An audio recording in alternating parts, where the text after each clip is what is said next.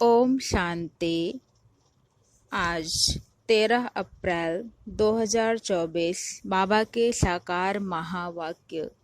मुरली का सार। मीठे बच्चे, बाबा 21 जन्म के लिए तुम्हारे दिल ऐसे बहला देते हैं जो तुम्हें दिल बहलाने के लिए मेले मलाखड़े आदि में जाने की दरकार नहीं।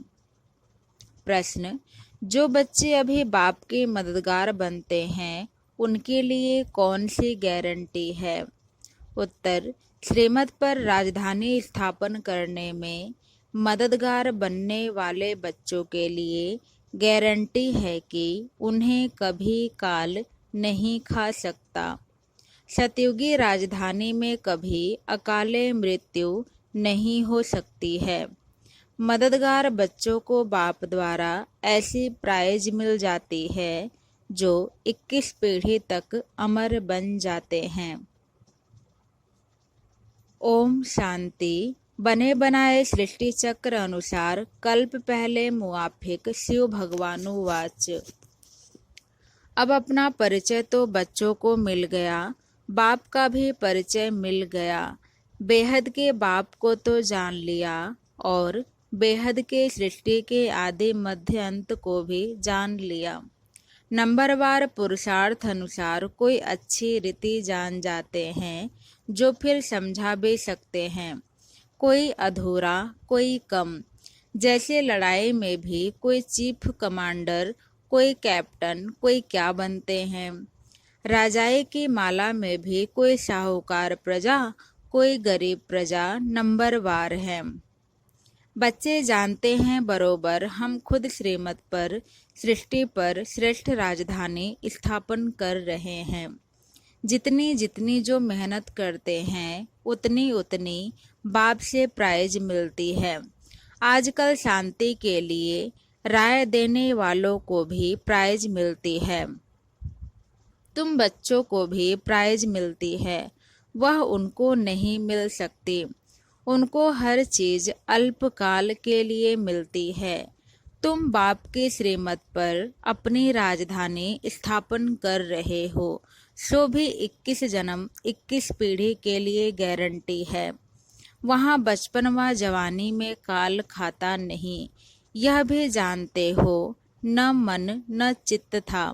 हम ऐसे स्थान पर आकर बैठे हैं जहाँ तुम्हारा यादगार भी खड़ा है, जहाँ 5000 वर्ष पहले भी सर्विस की थी।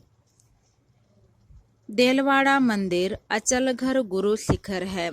सतगुरु भी ऊंचे ते ऊंच तुमको मिला है, जिसका यादगार बनाया हुआ है। अचल घर का भी राज तुम समझ गए हो, वह हुए घर की महिमा। तुम ऊंचते ऊंच पद पाते हो अपने पुरुषार्थ से। यह है वंडरफुल तुम्हारा जड़ यादगार। वहाँ ही तुम चैतन्य में आकर बैठे हो। यह सब है रूहानी कारोबार जो कल्प पहले चली थी, उनका पूरा यादगार यहाँ है। नंबर 1 यादगार है। जैसे कोई बड़ा इम्तहान पास करते हैं तो उनके अंदर खुशी रौनक आ जाती है। फर्नीचर पहरवाइश कितनी अच्छी रखते हैं। तुम तो विश्व के मालिक बनते हो, तुम्हारे से कोई भेंट कर नहीं सकता। यह भी स्कूल है, पढ़ाने वाले को भी तुम जान गए हो। भगवानुवाच। भक्ति मार्ग में जिसको याद करते हो, पूजा करते हो, कुछ भी पता नहीं पड़ता। बाप ही सम्मुख आकर सब राज समझाते हैं, क्योंकि यह यादगार सब तुम्हारे पिछाड़े की अवस्था के हैं। अभी रिजल्ट नहीं निकली है। जब तुम्हारी अवस्था संपूर्ण बन जाती है, उनका फिर भक्ति मार्ग में यादगार बनता है। जैसे रक्षाबंधन का यादगार होता है। जब पूरी पक्की राखी बांध हम अपना राज्य भाग्य ले लेते हैं, तब फिर यादगार नहीं मनाते हैं। इस समय तुमको सभी मंत्रों का अर्थ समझाया है। ओम का अर्थ समझाया है। ओम का अर्थ कोई लंबा नहीं है। ओम का अर्थ है अहम आत्मा मम शरीर। अज्ञान काल में भी तुम देह अभिमान में रहते हो तो अपने को शरीर समझते हो। दिन प्रतिदिन भक्ति मार्ग नीचे गिरता जाता है, तमो प्रधान बनता जाता है। हर चीज पहले सतो प्रधान होती है, भक्ति भी पहले सतो प्रधान थी। जब एक शत शिव बाबा को याद करते थे भी बहुत थोड़े। दिन प्रतिदिन वृद्धि बहुत होनी है। विलायत में जास्ती बच्चे पैदा करते हैं तो उनको इनाम मिलता है। बाप कहते हैं काम महाशत्रु है। सृष्टि की बहुत वृद्धि हो चुकी है, अब पवित्र बनो। तुम बच्चे सृष्टि के आदि मध्य अंत को अब बाप द्वारा जान चुके हो। सतयुग में भक्ति का नाम निशान नहीं है। अभी तो कितनी धूमधाम है, मेले मलाखड़े बहुत लगते हैं। जो मनुष्य जाकर दिल को बहलाए, तुम्हारा दिल तो बाप आकर बहलाते हैं 21 जन्मों के लिए। जो तुम सदैव बहलते रहते हो, तुमको कभी मेले आदि में जाने का ख्याल भी नहीं आएगा। कहाँ भी मनुष्य जाते हैं सुख के लिए, तुमको कहाँ पहाड़ों पर जाने की दरकार नहीं। यहाँ देखो कैसे मनुष्य मरते हैं। मनुष्य तो सतयुग कलयुग स्वर्ग नरक को भी नहीं जानते। तुम बच्चों को तो पूरा ज्ञान मिला है। बाप नहीं कहते हैं कि मेरे साथ तुमको रहना है, तुमको घर बार भी संभालना है। बच्चे जुदा तब होते हैं जब कोई खिटखिट होती है, फिर भी तुम बाप के संग रह नहीं सकते हो। सब सतो प्रधान बन नहीं सकते। कोई सतो, कोई रजो, कोई तमो अवस्था में भी हैं। सब इकट्ठे रह नहीं सकेंगे। यह राजधानी बन रही है। जो जितना जितना बाप को याद करेंगे उस अनुसार राजधानी में पद पाएंगे। मुख्य बात है ही बाप को याद करने की।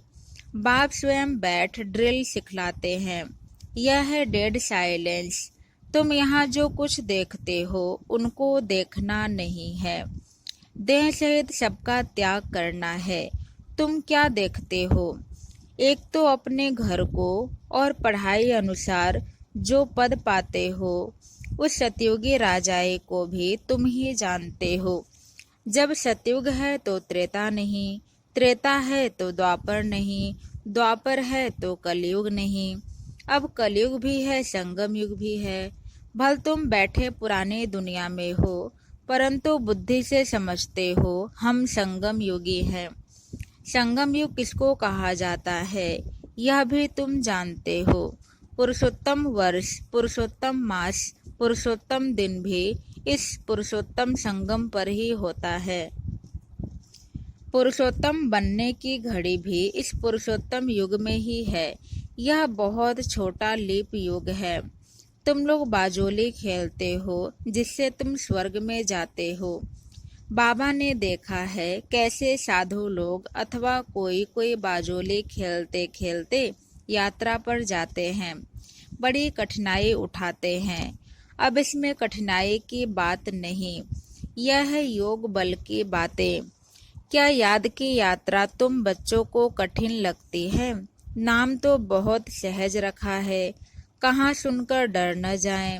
कहते हैं बाबा हम योग में रह नहीं सकते। बाबा फिर हल्का कर देते हैं।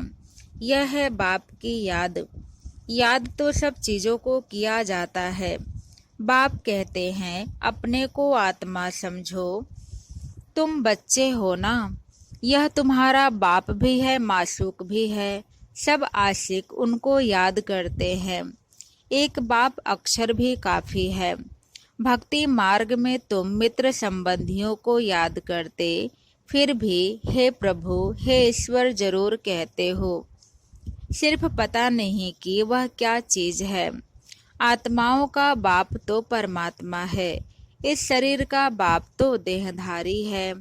आत्माओं का बाप अशरीरी है, वह कभी पुनर्जन्म में नहीं आते और सभी पुनर्जन्म में आते हैं। इसलिए बाप को ही याद करते हैं। जरूर कभी सुख दिया है, उनको कहा जाता है दुख हरता सुख करता, परंतु उनके नाम रूप देश काल को नहीं जानते हैं। जितने मनुष्य उतनी बातें, अनेक मत हो गई है। बाप कितना प्रेम से पढ़ाते हैं, वह है ईश्वर शांति देने वाला, कितना उनसे सुख मिलता है। एक ही गीता सुनाकर पतितों को पावन बना देते हैं। प्रवृत्ति मार्ग भी चाहिए ना। मनुष्यों ने कल्प की आयु लाखों वर्ष कह दी है, फिर तो अनगिनत मनुष्य हो जाते। कितनी भूल की है, यह नॉलेज तुमको अभी मिलती है, फिर प्रायः लोप हो जाती है। चित्र तो है जिनकी पूजा होती है, परंतु अपने को देवता धर्म का समझते नहीं है। जो जिनकी पूजा करते हैं वह उस धर्म के हैं ना।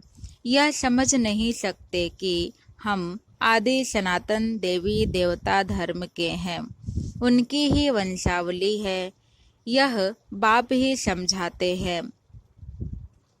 बाप कहते हैं तुम पावन थे, फिर तमो प्रधान बन पड़े हो, अब पावन सतो प्रधान बनना है। क्या गंगा स्नान से बनेंगे? पतित पावन तो बाप है, वह जब आकर रास्ता बताए तब तो पावन बने। पुकारते रहते हैं परंतु जानते कुछ भी नहीं।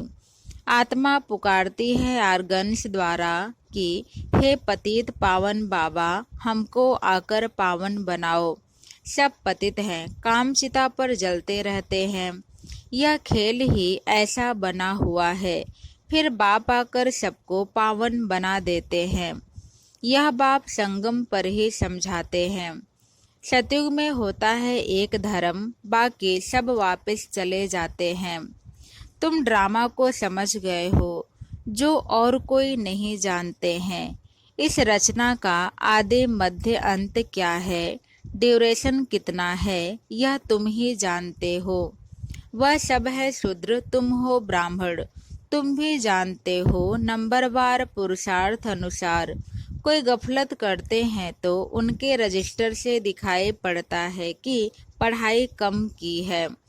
कैरेक्टर्स का रजिस्टर होता है, यहाँ भी रजिस्टर होना चाहिए।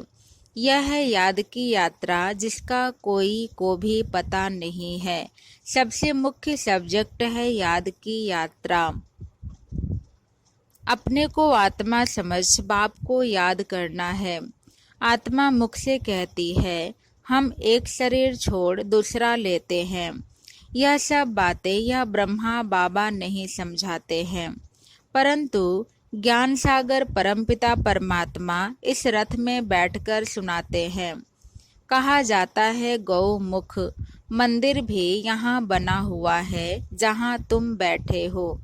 जैसे तुम्हारी सीढ़ी है वैसे वहाँ भी सीढ़ी है, तुमको चढ़ने में थकावट नहीं होती है। तुम यहाँ आए हो बाप से पढ़कर रिफ्रेश होने के लिए।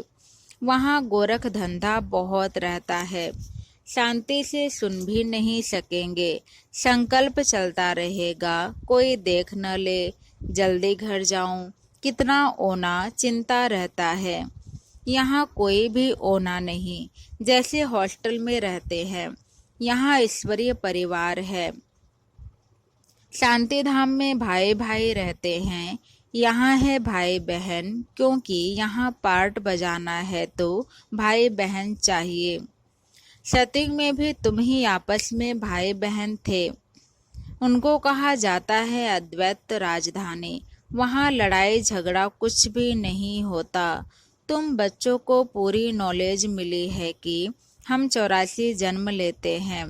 जिसने जास्ती भक्ति की है उनका हिसाब भी बाप ने बताया है। तुम ही शिव की अव्यभिचारी भक्ति करना शुरू करते हो, फिर वृद्धि होती जाती है। वह है सब भक्ति। ज्ञान तो एक ही होता है। तुम जानते हो हमको शिव बाबा पढ़ाते हैं। यह ब्रह्मा तो कुछ भी नहीं जानते थे। जो ग्रेट ग्रेट ग्रैंड फादर था वह इस समय यह बने हैं, फिर मालिक बनते हैं। तत्त्वम। एक तो मालिक नहीं बनेंगे ना, तुम भी पुरुषार्थ करते हो।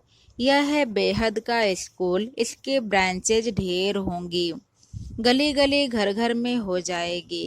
कहते हैं हमने अपने घर में चित्र रखे हैं, मित्र संबंधी आदि आते हैं तो उनको समझाते हैं। जो इस झाड़ के पत्ते होंगे वह आ जाएंगे, उन्हों के कल्याण के लिए तुम करते हो। चित्रों पर समझाना सहज होगा। शास्त्र तो ढेर पढ़े हैं, अब सब भूलने हैं। बाप है पढ़ाने वाला, वही सच्चा ज्ञान सुनाते हैं। अच्छा, मीठे मीठे सिखी लदे बच्चों प्रति माता पिता बाप दादा का याद प्यार और गुड मॉर्निंग। रूहानी बाप की, रूहानी बच्चों को नमस्ते। धारणा के लिए मुख्य सार पहला, डेड साइलेंस की ड्रिल करने के लिए यहाँ जो कुछ इन आँखों से दिखाई देता है उसे नहीं देखना है। देह सहित बुद्धि से सबका त्याग कर अपने घर और राज्य की स्मृति में रहना है। दूसरा, अपने कैरेक्टर्स का रजिस्टर रखना है। पढ़ाई में कोई गफलत नहीं करनी है। इस पुरुषोत्तम संगम युग पर पुरुषोत्तम बनना और बनाना है।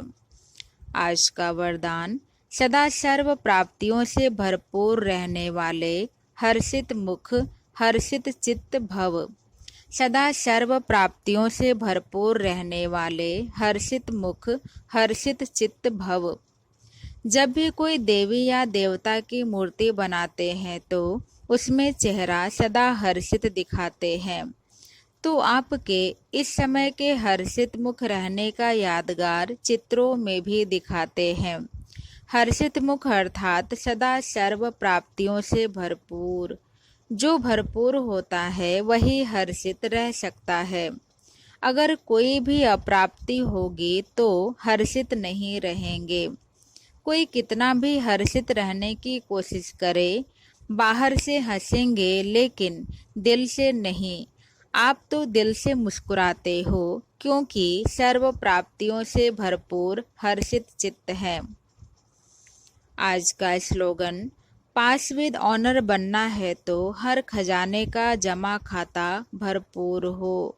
पास विद ऑनर बनना है तो हर खजाने का जमा खाता भरपूर हो। अच्छा, ओम शांति। ओम शांति।